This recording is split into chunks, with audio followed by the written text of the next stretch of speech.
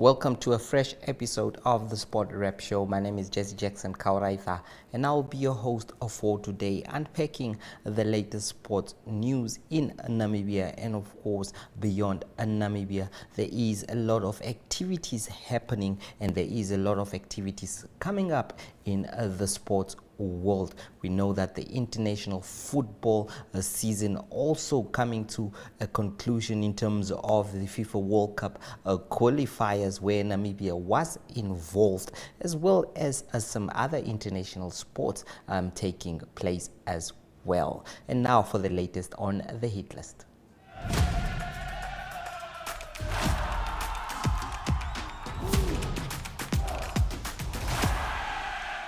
And on the hit list, we start off with the Brave Warriors of Namibia, unfortunately not making it to the FIFA World Cup or even the playoffs.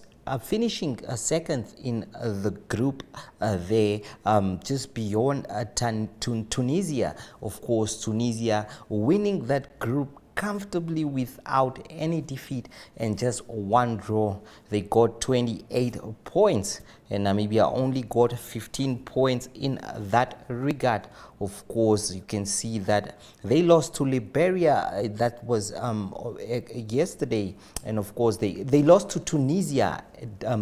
Pardon me, they lost to Tunisia and were unable to qualify or even qualify for the playoffs. So definitely it was not a good result for Namibia. They needed that win to stand a chance at least for World Cup playoffs, as the top teams are already qualifying to the World Cup. Now, Colin Benjamin spoke after the Tunisia game, the 3-0 defeat to Tunisia. So let's hear from him. I want to congratulate Coach Trabelsi and his team for qualification to the World Cup. We wish him all the best. We are going to root for them and all other countries representing Africa at the World Cup. Today's match, I think it was unnecessary penalty kick. In the 27th minute, I think it was a good game for my guys. We started off very well, in good shape, good structure. But I think for the people to make that decision, I think that was not correct. They killed the game. And obviously after that, it's always going to be difficult to come back against a Tunisian team that is really good. And so after that, we considered the second goal and the third goal, and that's how the game went. Yeah.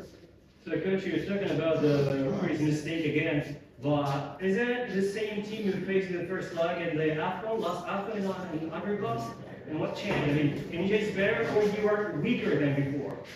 No, I don't think we're weaker. I think obviously Tunisia has good individual players and they develop, but I think today it would have been a different match if we don't get a penalty in the 27th minute from nothing. I think that was unfair. That kills the game, and that is not fair.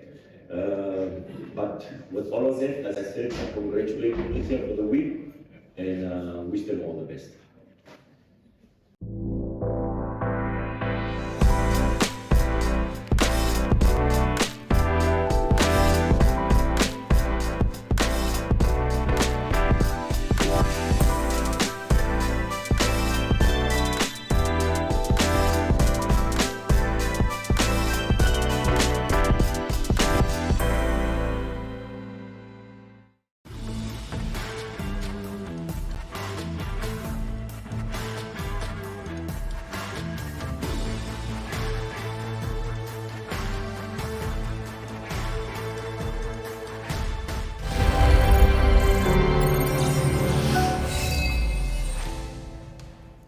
Now, the much anticipated Power Safe Omaruru Street Mile will take place this coming weekend. It will be on Saturday in Omaruru. Of course, a very big event in terms of short distances, and it will take place in Omaruru. Now, Bethel Karumendu, who is the regional sports officer and race director, had this to say about the event today. Of the Erongo Power Safe Straight Mile Race 2025. So The event will be taking place on the 18. on the 18th, and we're so glad that you guys are here just to amplify what we're going to say and just share it with the public. So without wasting time, let me just welcome Mr. Leto Hamola, who will share with us. Oh yeah, let me just welcome our race director, Mr. BK Kendo, who is also regional sport.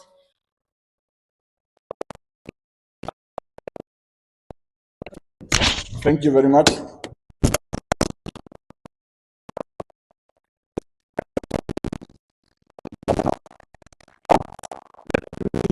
It's an historical moment after 5 years hosting this Amaru Street Mile. Let me also use this opportunity to apologize on behalf of my sponsorship. Since we started this race, my main sponsor is Shield Namibia Erongo Power. Shield Namibia is a supplier retail to certain hostels in Namibia, including the Erongo Power Safe Hostel in Omaruru, which is run by the son of Omaruru's pa. Those are the guys who have supported me since 12 years ago. It was not an easy way to organize this event when your sponsorship is telling you, we will give you the money, we are not going to involve, you organize yourself. So, but for me as an sport fraternity, I was looking forward as a challenge for me to organize this event. Starting back in 2013, in October, with 484 participants 12 years ago. Last year we have 1,512. So the numbers have going up to over 1,000, which is a mass participation. Remember this event, it is one of our ministerial initiatives, mass participation event. It is a talent application, and it is also contributing towards road running development in Namibia. Without wasting of time, I would like to acknowledge the Erongo Power State also back home in Omaruru for securing more than 120,000 for sponsorship of this race. And I also like to acknowledge First National Bank also securing a 20,000 towards prize money as well. In the absence of Coca-Cola and then in the absence of the local authority, Omaruru municipality, who make sure that the street of Verawa is ready for the mile, because it's a loop race. From the other side of the road, go down and then finish in the other side of the road, in the middle of the city or the town. It's an exciting event with various categories. We are not going to have an online registration. We are going to have a registration on arrival on the 17th of October. This is Friday, until 10 o'clock in the night, and then before the race in the morning of the 18th, you can also come and register. We have various categories. We don't want to exclude anyone. For inclusive, we also include some wheelchair races, a T53 and T54 combined. We hope maybe if they turn up on Friday for registration, there is a category for them. Then we have a primary division and boys and girls, secondary division, which is junior boys and girls. We have veterans, 40 to 49, and then we have masters and grandmaster, 50 plus. And then we have the main category, which is the senior category, which is 20 to 39. Those are the main category who walk away with a 7,000, both men and women, if they win the race on Saturday. But there's also a bonus. Anybody who go under 4 minutes on the mile may get an 1,000 or 2,000 bonus on that. If there's a male person on Saturday who will go, so they must go and run for their money. In the meantime, I would also like Mr. Chief, my Chief Sport Officer representing the Directorate of Sport, we also acknowledge the Directorate of Sport for securing transport, all respective regions to Omaruru. So the Directorate of Sport also inject something in this race since we started back 2012. So I'm looking forward for everyone. We are not going to leave everyone behind. So if you are around Omaruru, if you are around Oshiwarongo, those one who can drive in the morning, they can make it also and have a fun day with us. It's a mass participation event. It's a fun event on the main street of Omaruru. So Omaruru will be on fire on that day. And on behalf of my main sponsor, those are the guys who are supporting this event to keep it alive until the 12th edition. And I will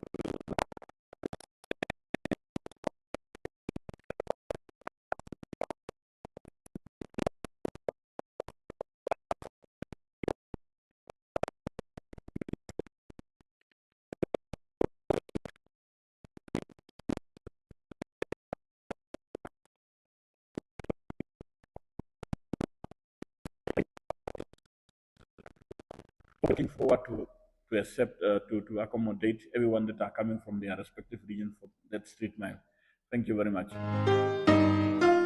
Wild and free, wild and free. It feels so sweet, makes me feel like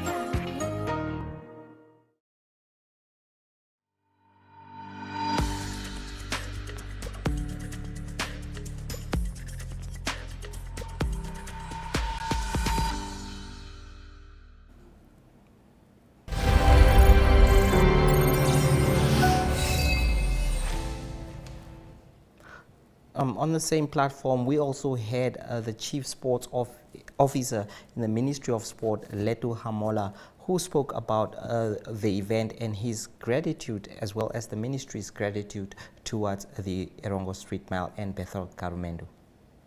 My colleagues here on the main table, our sponsors in absentia, Shield Namibia Power, Erongo Power Safe Wholesale, First National Bank, Coca-Cola, and the local authority of Omaruru, members of the press present here.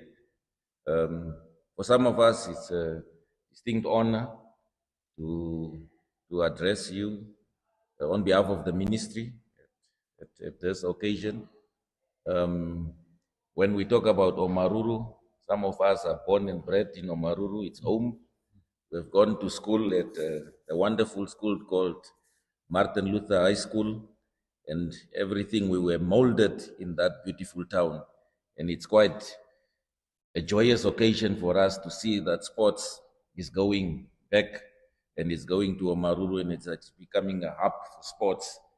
We know with the Olympic Center there, run by the same esteemed colleague here next to me, and the initiatives that he keeps coming back with in order to promote sports. And as he said, that mass participation within the ministry. The ministry remains distinctly honored to be associated with this event by sponsoring and by being part of this with our esteemed sponsors, because together we know that we can do much for our community.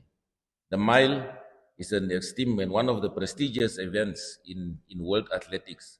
We have seen this year when Fifth Kipyegon, a 3-time Olympic gold medalist, as well as a 5-time world champion, tried to go and run the mile under 1 minute. If we also know the good years of mile running of Steve Ovett and Sebastian Coe, who's now our president at World Athletics, the excitement that it brings.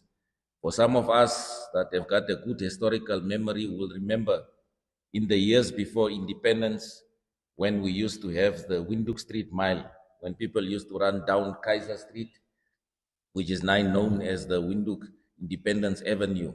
And it brought Windhoek always to a standstill where everybody will be seeing the creme de la creme of Namibians athletics running down our Independence Avenue, as it's now known.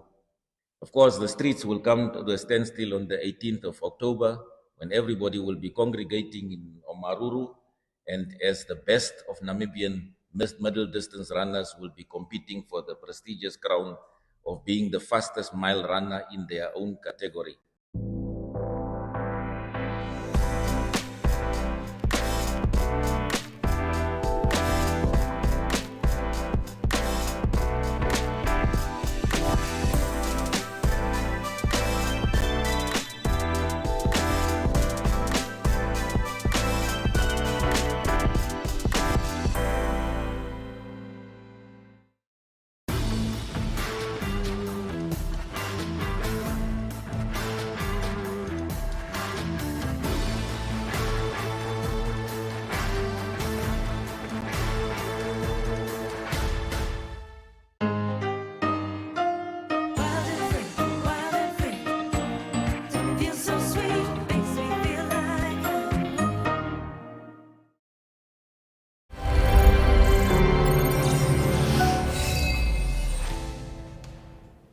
course, there was some school sports events in South Africa where Namibia was also represented. We have some highlights for you as to what transpired in that event.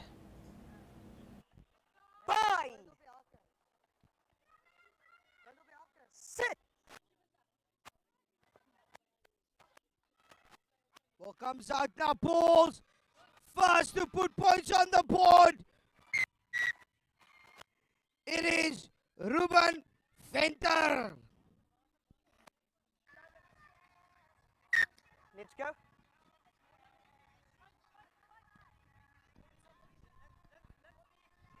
It's a blood replacement. Jaden. Jaden again with ball in hand. Gives it out wide. Chunu. Plays it out wide. Does he have the pace to go all the way? Yes, he does. Chunu. What a try. Ayanda Chunu for the Golden Lions. Okay.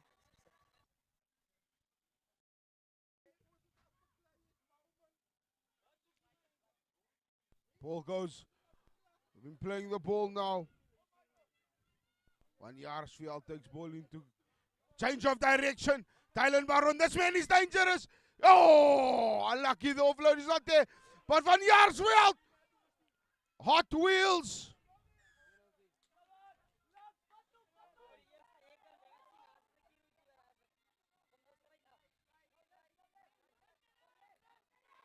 Tylen Baron. Abraham Saudi. Counter-attack mooi gedoen. George. Daar gaan hij. Abraham Saudi. George.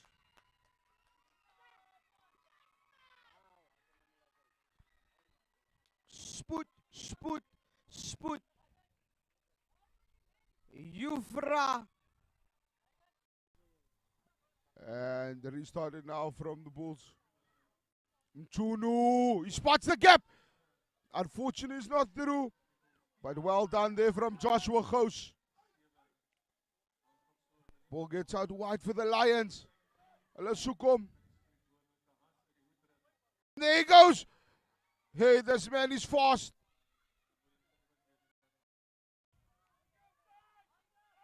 Jaden. He's attacking the line. Whoo. Die man wat amper 100 op sy Mchunu inside. Ball, penalty against the Bulls. Not releasing the tackler. Gaan hy kom hy. Oh! Daai was 'n mooi drie, Mikael Nel.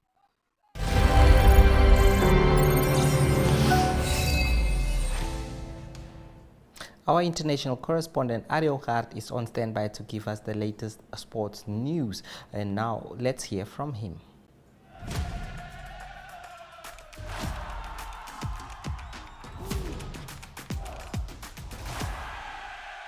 Good day everyone, time for international sports news and starting off with soccer news first. World Cup qualifying still going on for the 2026 World Cup in America and also in Mexico and in Canada. And the big news is Cape Verde Island. They became the second smallest nation, and that is to qualify for the World Cup in 2026. That's after the Islanders beat Eswatini by 3-0 at home. And so the victory meant that the Blue Sharks, they will qualify in the top position in their group, and they will qualify ahead of a continental heavyweight Cameroon.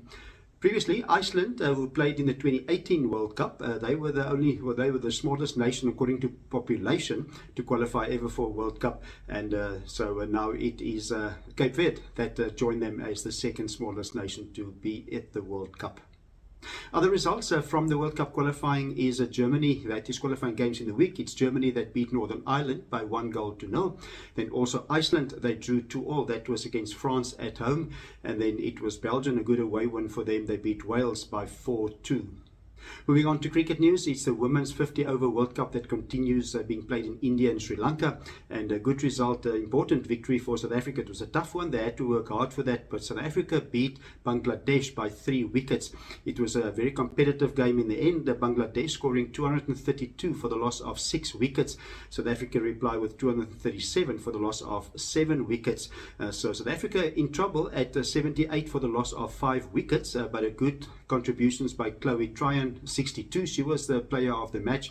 Then also Madazan Cup with 56. And then again it was Nadine de Klerk that scored the winning runs, as she did against India. And she scored 37 runs off just 29 deliveries. She hit a big 6 runs to win the game for the South African Proteas. So South Africa now stay in the top 4 at the moment of the points table out of the 8 teams. And it is the next game is Sri Lanka for them, and that is on Friday. To close off today's international sports news, it's tennis news. The Japan Open that started on the WTA Tour. It is Katie Boultier of Britain that beat Linda Noskova, the number 2 seed, by 7-6 and 6-3. And the number 1 seed in the tournament is Naomi Osaka of Japan. That's international sports news for today. I hope you have a great sport day. We talk international sport news again tomorrow. Goodbye.